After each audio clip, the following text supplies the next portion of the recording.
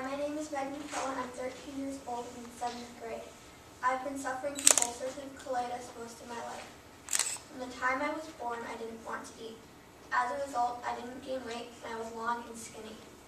The doctors were worried because I was missing all of my growth motor milestones. For example, while other kids my age were walking, I couldn't stand or pull myself up. The doctors sent me to a specialist to see if I had cerebral damage. The specialist concluded that my brain was fine and I was too weak and skinny to crawl, stand, or walk. My doctors and parents were constantly pushing me to eat, but I wasn't hungry. People worried that if I got sick with something like the flu, I could die because I was so thin. When I was 6.5 years old, my parents took me to Kennedy Krieger Feeding Disorder Institute for a second opinion. The doctors there took one look at me and wanted to perform surgery to put a permanent feeding tube in my stomach. They also wanted to put me in their 2-month-long inpatient feeding program. My parents and I got really scared and I stopped eating entirely. I went down to 34 pounds, even though at my height and age I should have weighed almost 60 pounds. Because I had stopped eating altogether, my parents had to hospitalize me on an emergency basis at a major children's hospital. I spent 3 weeks in the psych unit.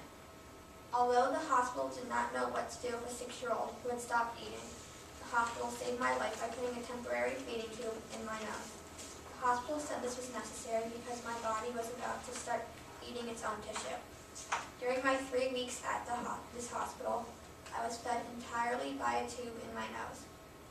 At the end of the 3 weeks, my eating had improved, and my eating had not improved, and I was 100% tube fed. At the end of my 3-week stay at the Children's Hospital, my parents transferred me to Kennedy Krieger Feeding Disorder Institute. I stayed there for 2 more months. They also performed 2 colonoscopies, which showed nothing. Finally, I started eating through my mouth and was weaned off the feeding tube and gained weight. After 2 months, I went home weighing nearly 60 pounds. Although I had missed 3 months of kindergarten, I looked healthy for the first time in my life. 2 months later, I stopped eating again. This time, Kennedy Krieger said that we had no choice but to put a permanent feeding tube in my stomach. My mother was very reluctant for me to have such a major surgery, and somehow they got me to gain enough weight to avoid having the permanent tube put in my stomach. I stayed really thin for the next few years and didn't eat well.